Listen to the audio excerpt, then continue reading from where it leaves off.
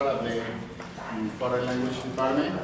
I'm going to introduce now my colleague, German teacher, speaker, promising figure in our department, Coleman. She's going to present what you can see here. The title of her presentation is The Privilege of Border Blindness, Transnational Immobility in Aleatorics, the noise of becoming an abad Kidder, the village India. Please, give a hand to Nicole.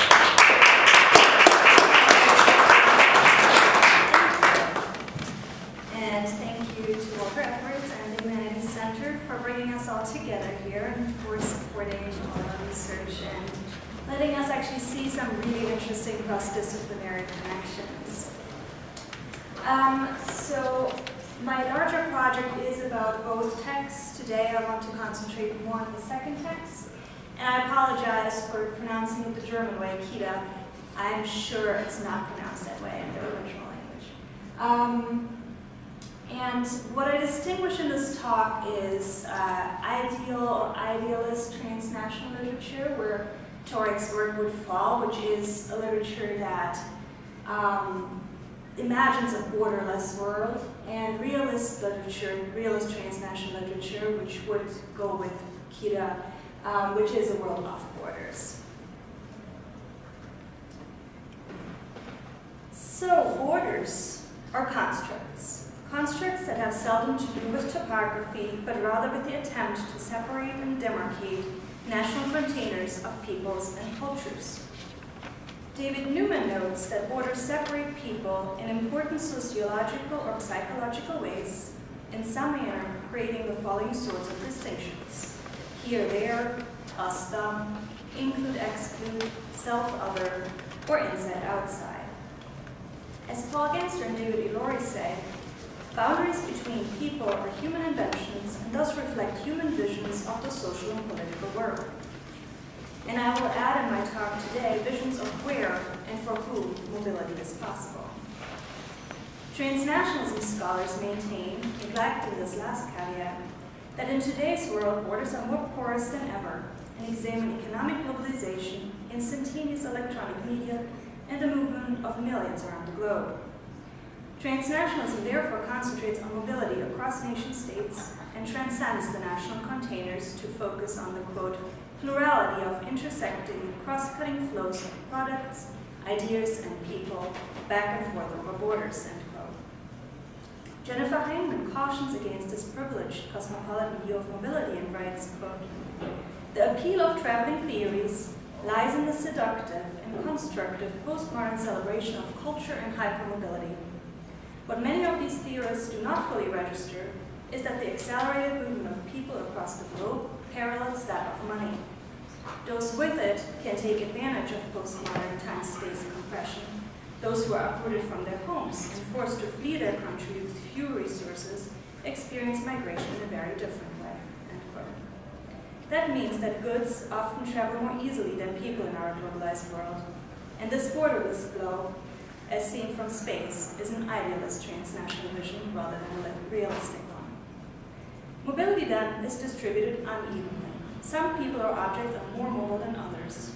And this uneven distribution is reflected by the structural inequalities of race, class, gender, or geographical position. An additional caution is necessary. Border studies often assume mobility as the norm and as a virtue. Quote, displaced persons, however, offer a prime instance when movement should not necessarily be equated with mobility in the positive sense. End quote. With Pamela Bollinger, I therefore questioned the mobility thesis by highlighting borders' role as places where movement may be obstructed or blocked. The border space represent a specific kind of mobility, a transnational non-place that is only there to be crossed. Idealist transnationalism therefore does not usually thematize the border as a space. At the same time, it becomes highly relevant in realist transnationalism. The unprivileged traveler encounters borders as real and lived obstacles of his aspirations to move freely. Both of these approaches come together in Europe. The Schengen Agreement, signed in 1985 and active since 1995, is a treaty between today 26 states, which abolished internal border controls between the signatories. The treaty simplifies internal European travel, while upholding strict external controls, preventing refugees from other countries to enter Europe. While this is not quite the case anymore today, since the refugee movement of the past 2 years has led European countries to reinstate some national borders, it still holds true that the internal liberalization of cross-border mobility within the European Union is combined with the heightening of control at the new external borders. Henk van Houten compares Europe to a gated community, in which, quote, a lifestyle of easiness and comfort is both created and protected at high material costs, end quote. Several studies about gated communities have found that people tend to move to such places to separate themselves from the dangers outside.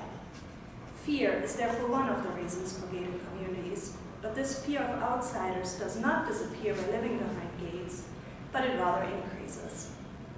Lowe finds, quote, living behind gates reinforces the perception that people who live outside are dangerous and bad, end quote. A border is not a neutral line, nor is the borderscape a neutral space. Rather, borders demarcate belonging and non-belonging and serve as a tool of exclusion, particularly against the perceived threat of otherness that, quote, tends to become flesh in the demonized and abject figure of a migrant or refugee. Fear creates a citizenry more concerned with protecting their homes than with protecting social and political freedom or human rights.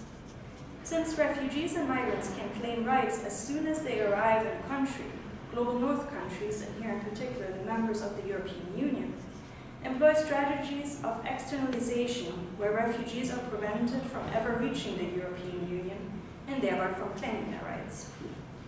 The EU-Turkey deal, as well as detention centers and safe third country agreements, are examples of such policies. Migrants and refugees are here seen as risky rather than at risk. In a 2012 novel, The Noise of Becoming, Alea Tole creates a borderless Europe, cosmopolitan characters who crisscross boundaries, and a blind protagonist who personifies a transnational concept that I will call border blindness. Opposingly, Abbas Kida recounts in The Village Indian the story of a refugee, Rasul Hamid, from Iraq, who makes his way through different North African and European countries before he arrives and gains asylum in Germany. Kida's text speaks of the crisis of leaving and losing home, as well as the reality of a Europe off borders. While Kida points to the prevailing political reality of nation-states, Torik's characters, in contrast, travel from Romania to Berlin without thematizing how they can do so. The novel here proves to be border blind and provides a romanticized outlook on the possibilities of transnationalism. The two novels then serve as examples for the opposing ends of transnational literature: ideal or romanticized transnational literature for Torik, and realist or critical transnational literature for Kida. As Katharina Gerstenberger explains, the protagonists in ideal transnational literature take moving in and out of the country for granted. These characters thus, quote, practice a voluntary or privileged transnationalism, end quote. I suggest that Torik deliberately avoids realist transnational issues in order to undermine political realities and to create a literary space for border blindness where visual markers of boundaries and exclusion cease to exist. While I juxtapose these two approaches in novels in my larger project, I will now concentrate on Kida's novel. What is important here is that displaced people do not set out to be mobile, but rather experience an involuntary mobility which comes to a halt at borders. So I try to trace the chapters, and I'll get to it, but each of the lines represents a chapter. So each chapter actually kind of follows his way from Baghdad to Germany, crisscrossing the Mediterranean and through different countries. So The Village Indian is constructed as a background story in which an unspecified man from an Arab-speaking country finds a manuscript which contains the story within the story. This manuscript, written as a first-person narrative by Rasul Hamid from Iraq, details the story of Rasul's life, and more specifically his escape from Iraq to Germany. It comprises 8 chapters, one colorful line for each, which basically contain the same story. Each chapter begins in Baghdad and ends in Germany. Throughout the chapters, Rasul describes different places on his flight route, either in detail or in passing. Not every chapter addresses all places on his route, but what this repetition does, it provides a circular form of the novel which symbolizes a never-ending cycle of flight and non-belonging, as well as the dangers of crossing borders between Africa, Asia, and Europe. Each entity of a chapter is ruptured by borders and segmented by different places. Boundaries play a role throughout the story, especially the boundaries of the social space of a refugee. Rasul remains at the margin of each society through which he passes. He calls other refugees his perpetual friends. He recognizes other refugees because of their distinct behavior. Quote, "A refugee does not walk like a normal person on the street. He thinks everyone around him is a police officer. Everybody is suspicious. He turns around constantly and you can see the fear in his face." End quote. The unprivileged transnational character, a refugee who had to leave his country, fears detection and deportation to a home country that does not offer him security or rights. The in-between space of the refugee is a precarious transnational space in which Rasul remains until he reaches Germany. In Germany, he enters the space of official asylum and gains some political security. The boundary described here is the invisible boundary of rights, or more specifically of rightlessness. One of the chapters, called Save Me from the Emptiness, also considers the visible material borders between countries that become obstacles, especially for a refugee. Two borders are important here. These are the borders between Libya and Tunisia and the border between Turkey and Greece. The first border seems to Rasul like a border between two centuries and thus temporal worlds. Quote, "At the border between Libya and Tunisia and Ras Adir, you meet two centuries at the same time. On the Libyan side, you look into the 18th or 19th century. On the Tunisian side, into the 20th. End quote. Rasul travels to Tunisia but cannot stay. Back at the border, he sits down. Quote, "I look to the left and to the right, into the 20th and 18th century. There were pigeons on both sides. They flew freely, sometimes to the left, sometimes to the right side, however they wanted." The Tunisian-Libyan border becomes an unsurmountable obstacle between two worlds for Rasul, as he is not allowed to ever re-enter Tunisia. Pigeons, on the other hand, are free to go wherever they want. Throughout the book, birds, and especially pigeons, symbolize that freedom. Rasul encounters them in every place and identifies himself with pigeons. Quote, "The fleeing pigeon that was completely blind. It could fly, but didn't know to what place." End quote. Blind here, in contrast to Torik's main character, is not a trait that allows for in-betweenness and freedom from borders, but rather denotes confusion and the loss of direction and place. The German word Taube can be translated in two ways, as dove and pigeon. The two terms have different connotations. A dove symbolizes peace and hope, whereas pigeons are usually seen as a nuisance. Come in masses, sit on squares, eat the crumbs that fall off tables. Rasul's identification with pigeons seems like a natural connection. He talks about the so-called army of refugees in European countries, and in Rome he finds his friends, quote, "I mean the refugees at every corner and on every wall," end quote. And refugees too depend on what other people leave them, alms like crumbs from the tables of those who are part of society. Refugees also cross borders, but here the difference to free pigeons becomes clear. Refugees can be caught and sent to prison for crossing the border. This happens to Rasul multiple times, especially at the border between Turkey and Greece. The river Ebrus forms a natural border between the two countries. Rasul tries to cross it with different groups of facilitators before he finally reaches the other side. Before that, the Ebrus appears as the so-called River of Damnation. Rasul recalls a sign on a tree on the Turkish side that reads, quote, "Please note, this is the Ebrus, the international water cemetery and meeting point of cultures."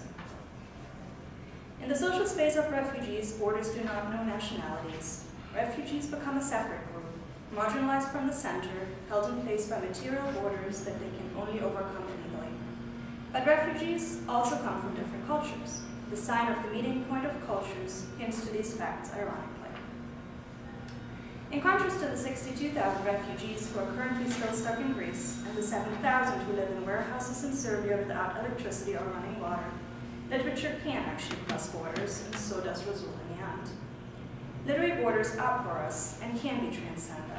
There are obstacles on the way, but literature transgresses mental and material boundaries.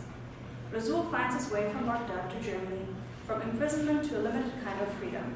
He writes his way out of a certain prescribed space. Places in the village Indian are always only transitional, until Rasul reaches the next point of his journey. He is thus a transnational character who is not defined by any national affiliation, but by his positioning of a space between or above all nations.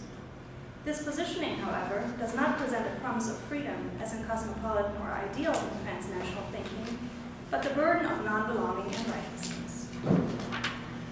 Quote, "I think my problem was that I didn't travel voluntarily.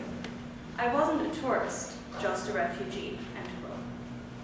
The cruel reality of borders makes Rasul's locus a precarious one that points to the critical side of cosmopolitanism. While Rasul does not feel attachment to places, this situation is a painful experience, limited by the borders that even in the end hold him in a place that he wishes to leave. As a refugee, though, he's not permitted to do so. Quote, "Every attempt to leave Germany would be a crime, since then I settled here," end quote. But Rasul has regained a sense of security in Germany. He's not free to wander.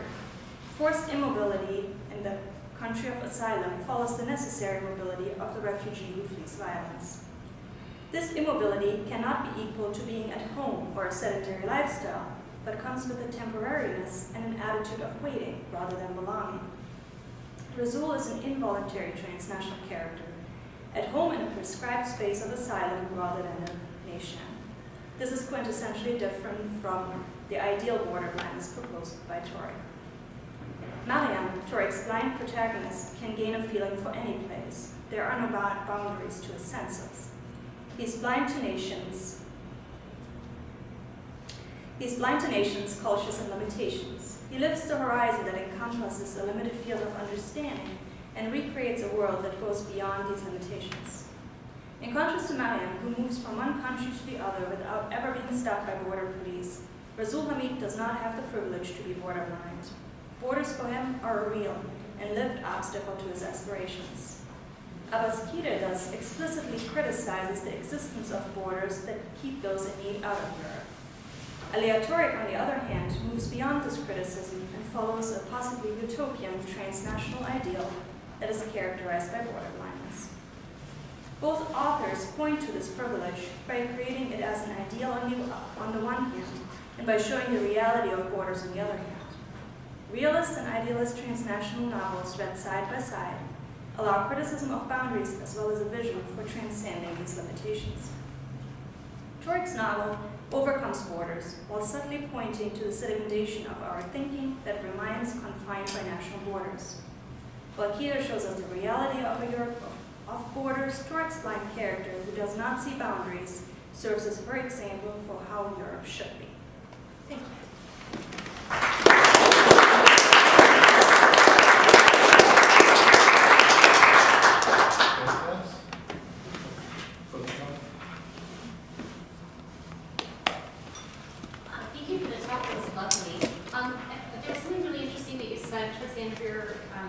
Presentation about how literary borders are porous and that these books can travel in different places.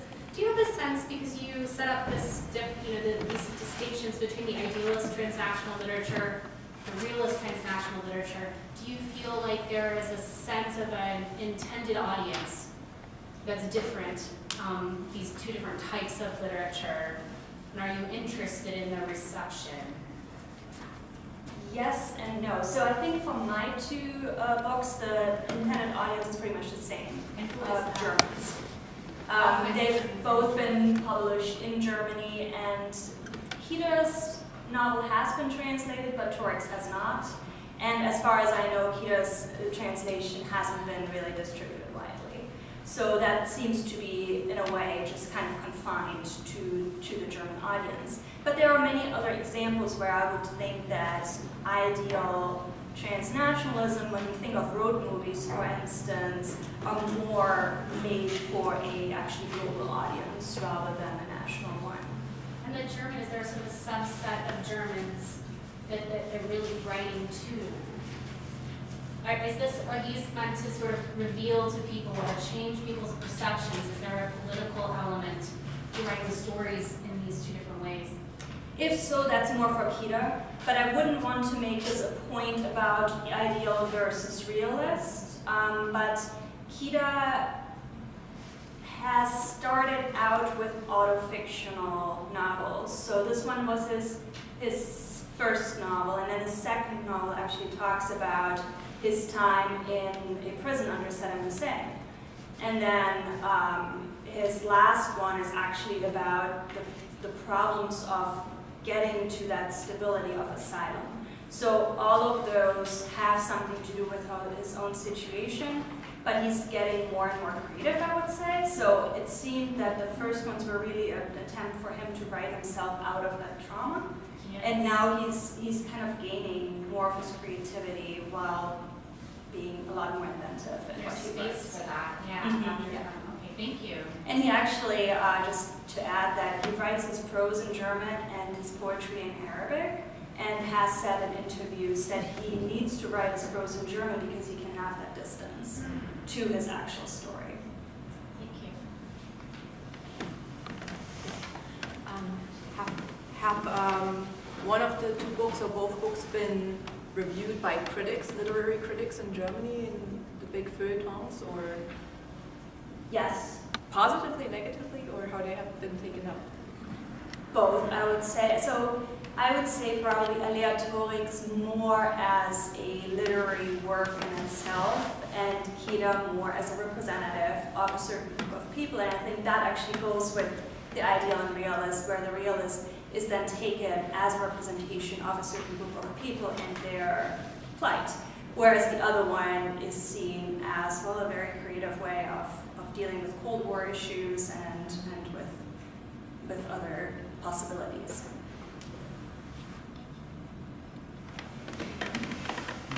Alfred. How much is there self-reflection of the main character or the narrator in Torik's book? Because it has the title of Becoming, so it really is the confusion of identity or diffusion of identity, or the problem of who am I? So how much self-reflection is expressed in the novel by the narrator? Not very much. It's written from a multiplicity of voices. For the multiplicity? Multiplicity of voices. So there are several. So I picked out Marianne as this blind character who is there all the time, but there are other people in Romania and in Germany, and they cross countries both ways, sure. And there are several generations. So I would say there is reflection, but it's between the lines more so than actually characters reflecting about. Well, it's diffused in all the characters, so you still have that diffusion of identities there, or you know, the mixing of who am I, of all of these characters trying to find themselves. Yeah, and of home. And of home, yes, absolutely. yeah. And nostalgia too. Yes. Of especially the characters who actually do not move. Yes. So the character who stays back in Romania and writes a chronology of the village, very much the sedentary lifestyle of a nostalgia for a home that is slowly changing around them. And then the people who actually leave the country and find new ways of living. So all of it is, there is a kind of subtle self-reflection in a way. That character who stays at home is certainly doing that. Oh yeah, that for sure. Yeah. Thank you. Ellen. So I loved your map of the really complicated voyages of the characters.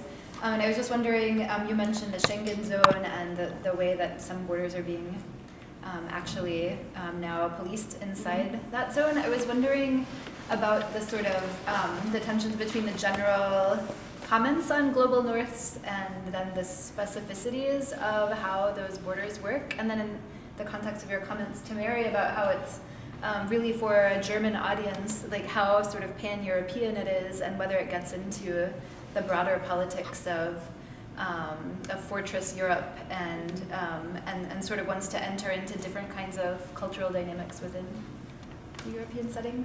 Yeah, so it was actually published in 2008. So it was a very different, of course, context than what we have now. It was right at the beginning of the bigger flux. Yeah, so it was more Iraqi refugees at that point, not yet Syrian refugees. And so what you have actually at that point is that the Schengen zone is very much open. And so he actually does not get caught anywhere in Greece or in Italy. The first time police picks him up is in Germany, and that's why he has to apply for asylum there, because that's where he's picked up. And so he's able to actually get on a truck in Greece that goes on a ferry to Italy, then on a train, and so on, right? So that wouldn't be possible right now anymore, because the border between Italy and Germany now is back in place. So it's being policed now. But he very much is a strong voice in what's happening now as well. And the newest novel shows in a way the restraints of the policies that are in place and the actual lives that are at stake, the actual stories that we could hear if we actually listened and didn't think of everyone just as the refugees. And I'll talk more about that in Kentucky, but so yeah, I would say he's absolutely a political voice in that. But since this is before the borders were put back into place, once he crosses from Turkey into Greece, he doesn't really have that problem anymore. So that is the kind of shame-free travel. But he wants to get to Sweden and he can't because he's being picked up in Germany. And so that is that. Again, there's not a border per se, but that's a status of asylum that, again, prohibits you from moving, actually. Is it time for another one? Okay. Yeah. I was curious about the pigeons, Yeah. which I find very interesting. I was wondering if, in addition to the symbolic reading, which is quite clear, one could make a more literal reading of these as real pigeons that are defining their territory in ways that are obviously unrelated to human planning and concerns, although impacted by. So I was wondering if the novels, in addition to any political challenges to the notion of borders, go into this more material challenges from our perspective to the notion of borders. Weather patterns don't respect, rivers cross borders, animals, and all kinds of very material phenomena that call into question and sometimes seriously problematize the notion of borders, in addition to the movement of goods and people. Do the novels? They don't. They don't. They That's don't. interesting. And so what we have is that the border between Turkey and Greece where he tries to cross is a river. So yeah, you have that as an actual topographical marker of a boundary. But other than that, it is very much about the main character, especially in that novel. And he just kind of really tries to understand where am I and where is my place and where am I coming from. However, in his second book, which is about his imprisonment in Iraq, he is actually, or he went into kind of an apprenticeship with a pigeon, what would you call them, cultivator, or I don't know. Farmer. Okay, pigeon farmer, yes. And so his nickname